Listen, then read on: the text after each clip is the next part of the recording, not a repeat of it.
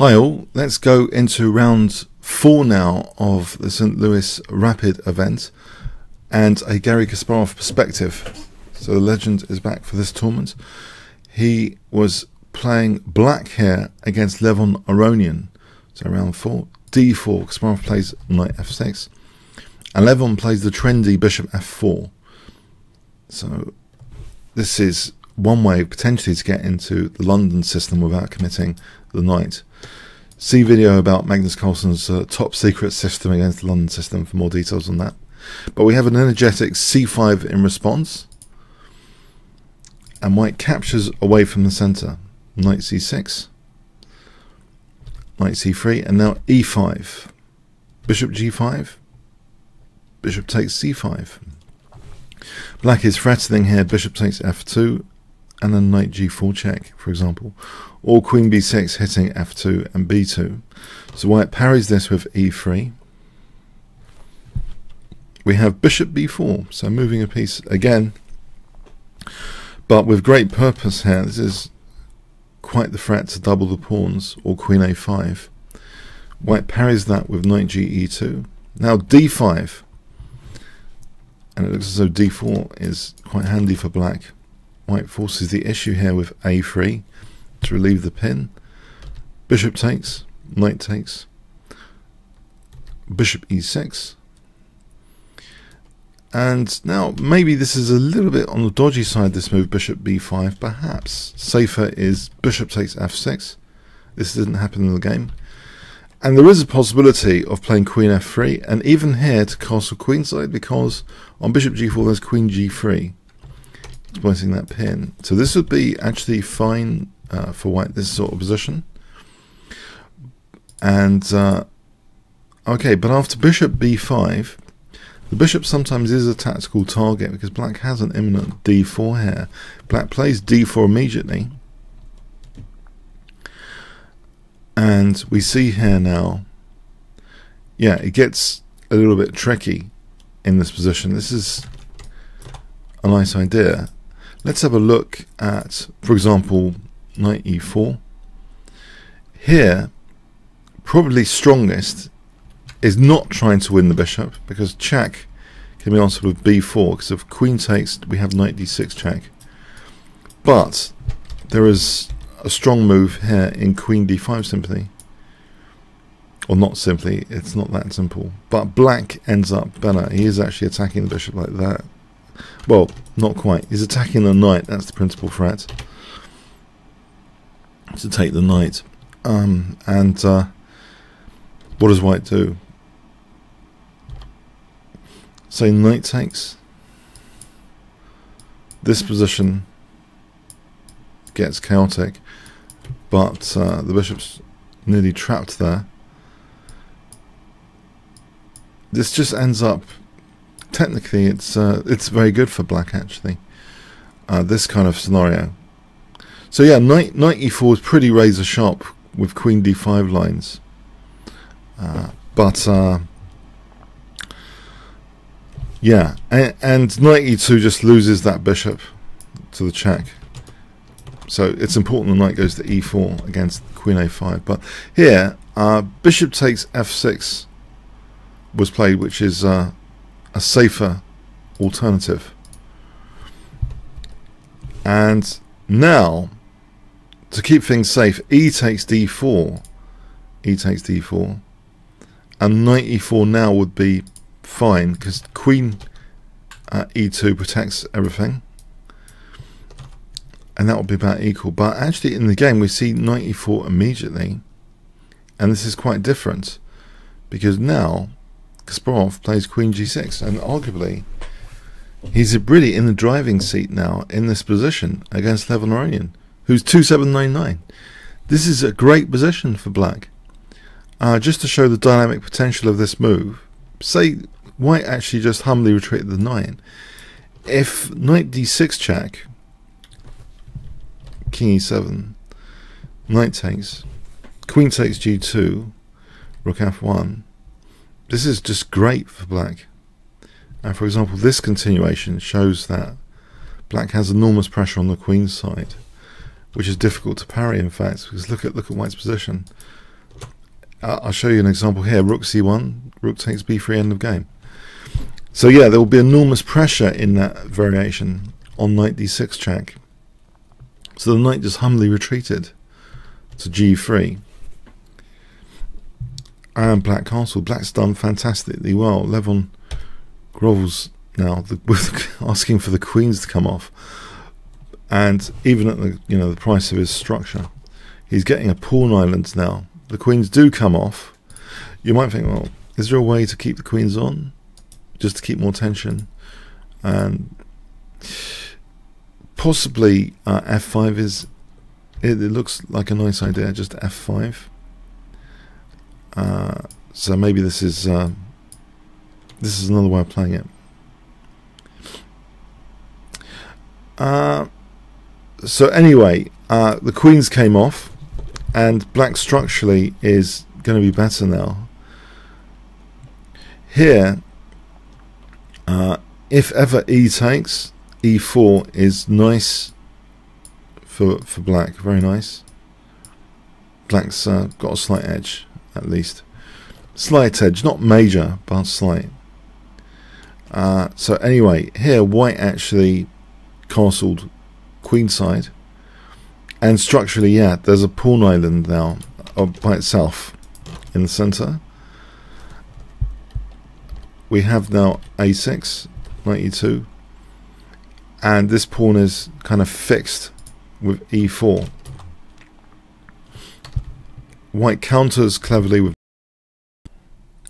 so hitting this bishop. Kasparov goes in for the exchange, the virtual exchange. E takes, and then d takes c2. White takes. Rook f7. Now here, yeah, I think Kasparov was hovering here on thinking about rook f6. I don't think there's much of a problem with rook f6 either. If knight c7, rook c8, on knight d5, there's potential double check, but not here. I mean, it's not great here, but this is also just it's fine for black. Okay, so rook f7, rook he1, rook e8. That knight's been kicked around a bit, and now this isolated pawn is tortured a bit. It's protected. Rook d3, but this knight is not so stable. Without a pawn to support it, its stability is in question. Now, g5, so maybe discouraging h4 at some point, but also f4 is on the cards with the doubled rooks. So actually we see getting out of the way of that sort of thing with this move, so getting out of the way. Rook d8, now this knight is subject to attention. Rook e8, rook e6. White's pieces are pretty awkward. That knight's kind of, yeah, it's difficult to do something with. And in fact, it's subject to attention here.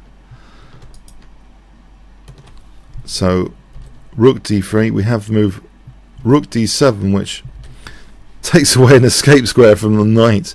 So king e6, trying to engulf the knight, is now on the cards, potentially. So the knight actually retreats in advance of that. And in the process going to basically a bad endgame. Both pairs of rooks coming off. A bad endgame position indeed, which is totally in Kasparov's favour because he was also shorter on time at this point.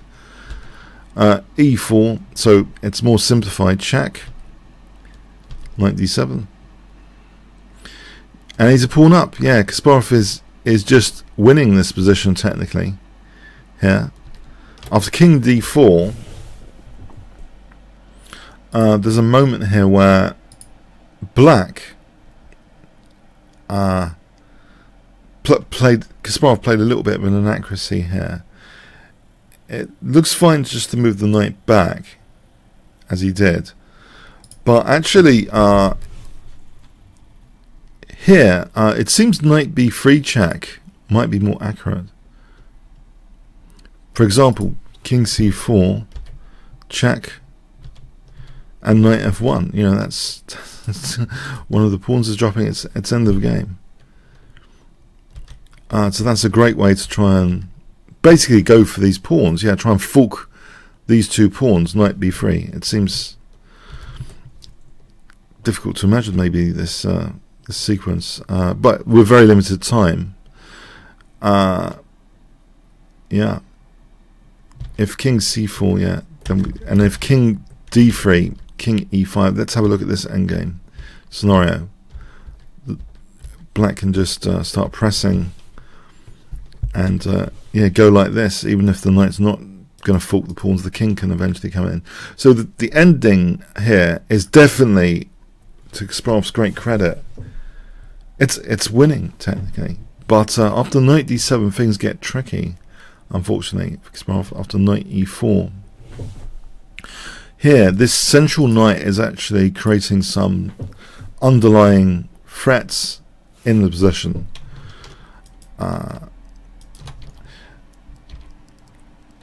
Also, h3 will create a wall for these pawns to be a bit safer without the king invading.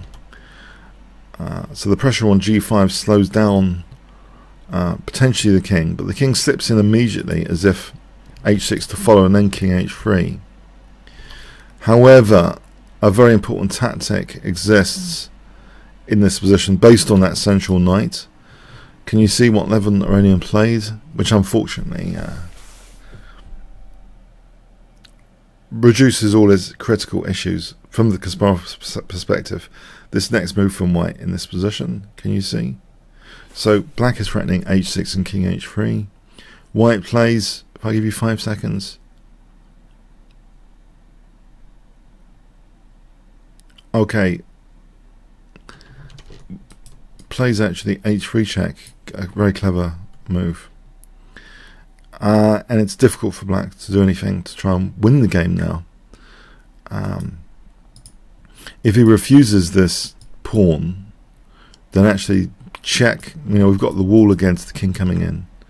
We just take this, and actually it's absolutely fine for white. So he really has to take, but now that fork, knight takes g5, yeah, dissolving the pawns here, and it's just, there's no way black's going to be winning this, because the knight can always come back and sacrifice itself to remove the last pawn if the king's not doing the job, that is. So anyway, yeah, a little bit of a disappointment at the end. Kasparov missed basically, you know, there was a clearer way to try and win the endgame, but it's time pressure. It's time pressure at the end, which has been biting Kasparov a bit in these games. But otherwise, you know, fantastic game overall, fantastic ideas. The really dynamic queen g6. Yeah, white was just on the back foot, and you know, reached basically a lost endgame. It's remarkable stuff from Garry Kasparov, showing, you know, he's still enormously powerful, even on this time limit, this rapid time limit, against the best players in the world. Okay, so that was round 4. Hope you got something from it. Comments, questions, likes, shares, appreciated. Thanks so much.